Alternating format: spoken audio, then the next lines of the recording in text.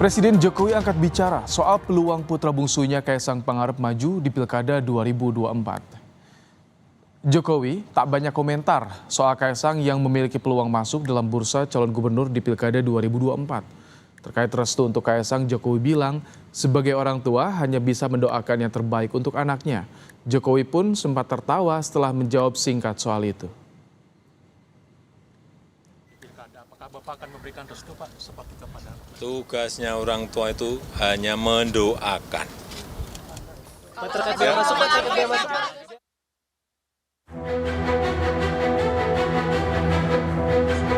Ketemu mantan saat rekreasi, hatinya senang ke bawah mimpi. Mesti PKS ini partai oposisi, enak diajak ngobrol sambil minum kopi. Di tengah ramainya bursa Pilkada Jakarta, Ketua Umum PSI yang juga putra bungsu Jokowi, Kaisang Pangarep, sowan ke kantor Dewan Pimpinan Tingkat Pusat PKS. Soal Pilkada Jakarta, Kaisang menegaskan tak menyodorkan nama dirinya dan soal Anis Sohibul yang diusulkan PKS akan dibahas kembali di internal PSI. Namun Kaisang bilang sebagai pemenang pemilu di Jakarta, semestinya PKS mengajukan diri jadi calon gubernur. Sudah pasti saya tidak menyodorkan nama saya ke DPP PKS untuk mengenai koalisi yang akan segera dibangun oleh DPP PKS yang mengusung Pak Anies dan Pak Sohibul. Itu nanti akan kami bahas kembali di PSI. Tapi ya ini menurut saya pribadi ya Pak Presiden PKS ini sebagai pemenang pemilu di Jakarta punya 18 kursi. Saya rasa sebenarnya nih Pak Presiden PKS ini harusnya menjadi gubernur. Masuk tuh bareng. Presiden PKS Ahmad Syahiku berharap PSI bisa berkoalisi di Pilkada Jakarta mengusung Anies Baswedan Sohibul Iman. Namun soal masukan Kaisang agar PKS mengajukan nama Cagup Jakarta, Syahiku menerima masukan putra Jokowi itu. Pertama kali kita ketemu ya, nanti insya Allah akan ditindaklanjuti ke depan mungkin dalam pertemuan-pertemuan yang lebih intens. Sehingga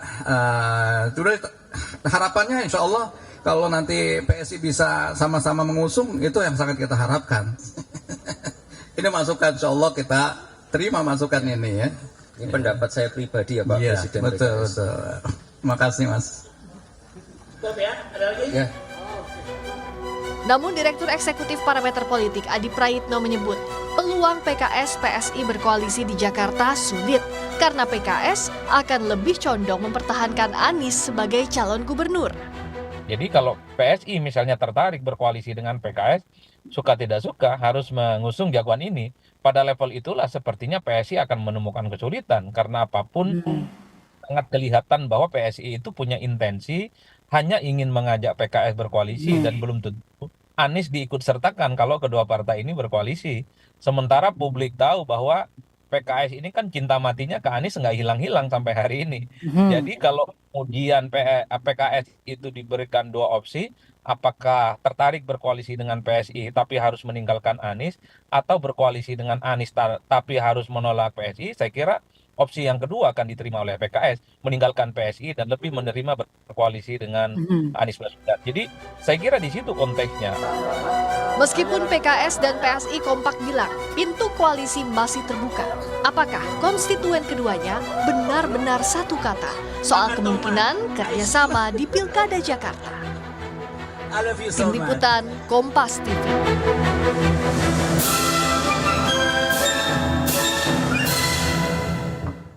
Manuver Ketua Umum PSI Kaisang Pangarep bertemu PKS menarik dicermati. Mungkinkah PSI mau mengusung Anis Sohibul di Pilkada Jakarta atau sebaliknya PKS meninggalkan Anies untuk bergabung bersama PSI? Serta adakah Jokowi saudara di belakang manuver Kaisang bertemu PKS ini? Kita akan bahas bersama dengan Sheryl Tanzil, Ketua DPP PSI dan juga Yunarto Wijaya, Direktur Eksekutif Carta Politika. Selamat sore Mbak Sheryl, Mas Toto. Selamat sore. Baik, Mbak Sheryl. Ya, halo sore Mas Ibrahim, halo Mas Toto. Halo, Sore, Mbak Sheryl. Sheryl. dari pertemuan kemarin ini PSI PKS mungkin nggak sih untuk berkoalisi di Jakarta? Kalau jadi koalisi, siapa yang akan diusung kira-kira nih? Kalau Jakarta masih jauh lah ya, kita kan masih terus membaca dinamika politik, kita masih mau lihat juga chemistry-nya gimana. Yang jelas kemarin itu Mas Kaisang dan jajaran DPP PSI, kita hadir itu karena kita menyambut undangan dari DPP PKS ya. Jadi kita mendapatkan undangan dan ya seperti adat ketimuran lah. Sudah sepantasnya kalau kita datang gitu loh, bersukacita di sana ya. Jadi obrolannya kemarin juga cukup cair ya. Kita juga membahas kemungkinan untuk kerjasama di berbagai bidang. Lalu kita juga membahas tentang pilkada ini bagaimana. Karena memang sudah ada 2 lokasi, ada yang pilgub, ada yang pil wali kota. Itu kita juga memang akan bekerja sama ya mengusung pasangan calon kepala daerah seperti itu. Oke. Ini yang menarik, Kaisang tidak menyodorkan namanya pada pertemuan kemarin, tapi justru beri kode ya. Kayaknya lebih elok kalau Pak Syahiku yang jadi calon gubernur. Itu gimana? Apakah itu kode dari PSI agar PKS tidak mencalonkan Anies nih, Mas Sheryl? Kalau kemarin kan Mas Kaisang sudah menyatakan itu pendapat pribadi ya. Karena secara real kita melihat PKS itu ya partai pemenang untuk di wilayah kota DKI. Mereka punya 18 kursi dan selama ini memang komunikasi untuk level kota DKI gitu ya. Untuk DPW, selevel DPW PKS dan PS itu sebenarnya hubungannya cukup baik lah untuk komunikasinya. Karena kan mereka sama-sama di DPRD begitu ya. PSI dari tahun 2014 sudah punya 8 kursi dan 2024 ini juga berhasil, 2019 8 kursi dan 2024 ini kembali berhasil menjaga 8 kursi. Nah, menurut Mas Kaisang memang melihat kenyataan bahwa ada 18 kursi sebagai partai pemenang, sudah sepantasnya harusnya untuk memajukan sosok gubernur ya sudah selayaknya lah pentolan dari PKS seperti itu. Dan kemarin ya ada presiden PKS juga kan. Tapi dari sekjen PKS sih bilang ya ini suatu gestur yang akan mereka pertimbangkan begitu. Ya intinya ini politik ya Mas ya. Tentunya kita juga ada hitung-hitungannya begitu dan kita mungkin melihat saat ini sosok-sosok nama yang beredar ini apakah betul-betul bagus untuk DKI? Nah, dari perspektif Mas Kaisang sendiri, meskipun dia mungkin baru untuk di dunia politik ya, tapi kan insight-nya itu banyak sekali ya, karena kita tahu lah beliau bukan dari keluarga politik baru begitu ya. Nah, Mas Kaisang melihat Presiden PKS ini sebenarnya punya potensi untuk memajukan dirinya sebagai calon gubernur. Baik, Mas Toto, apa yang Anda baca dari manuver zigzag politik Kaisang ini? Kemudian tadi disinggung juga soal eloknya menyebut nama Pak Syahiku nih, Mas Toto.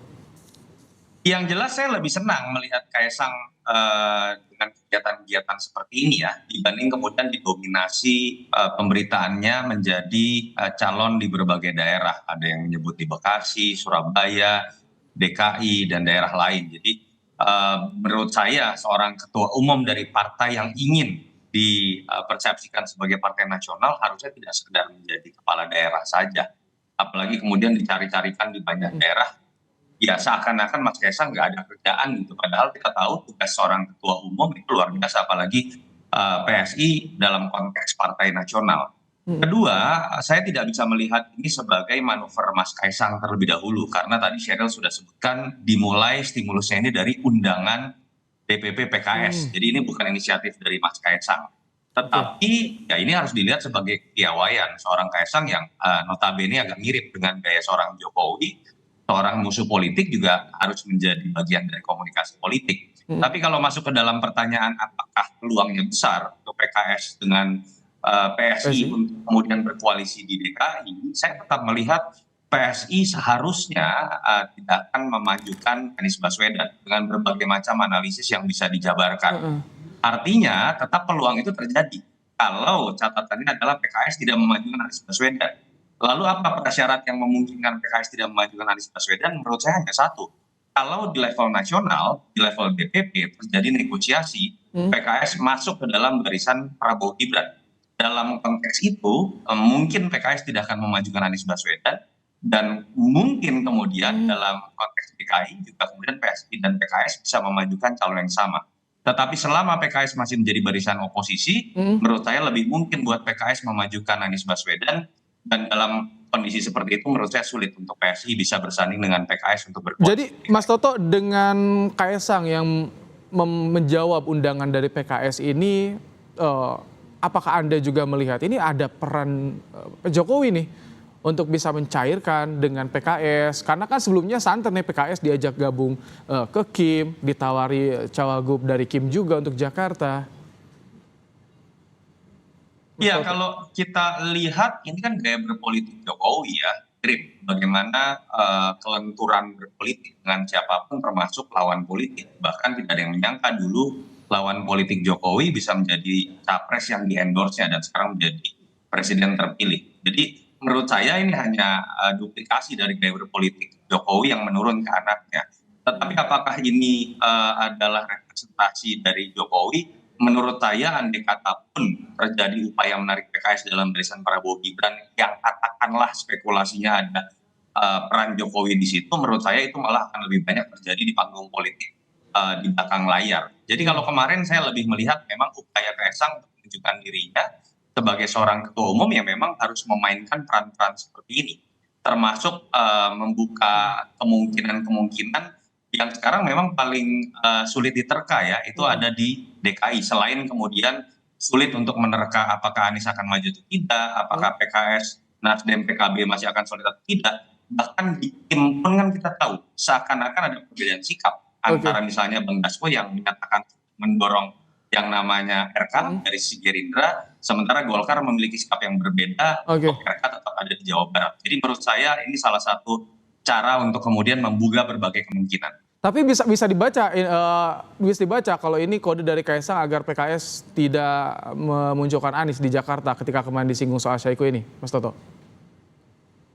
Tanpa statement dari Mas Kaisang kemarin pun menurut saya kalau dalam hitung-hitungan elektoral, bukan hanya buat PSI ya, buat seluruh tim normal, hitung-hitungan elektoral dan membaca survei, kalau tidak menginginkan Anies Baswedan, tentu saja mereka berharap bahwa PKS tidak akan memajukan Anies Baswedan karena kekuatan terbesar mesin politik dan tokoh yang memang ada dalam satu segmen pemilih itu adalah PKS dengan Anies. Ketika kemudian misalnya Anies ditinggalkan PKS, tidak mudah loh memadukan antara PDI Perjuangan misalnya atau kemudian dengan Anies Baswedan yang memang memiliki segmen yang berbeda. Jadi memang daya ledaknya akan lebih luar biasa kalau ingin mengalahkan Anies Baswedan.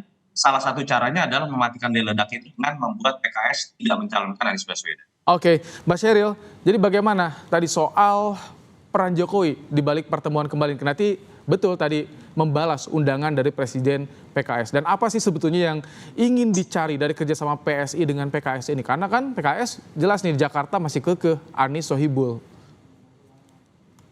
Kalau kita sebut nama peran Pak Jokowi agak kejauhan ya, karena tadi saya udah tegaskan bahwa ini undangan dari PKS, jadi bukan inisiatif dari PSI. Kami hanya menjalankan suatu kepatutan norma begitu.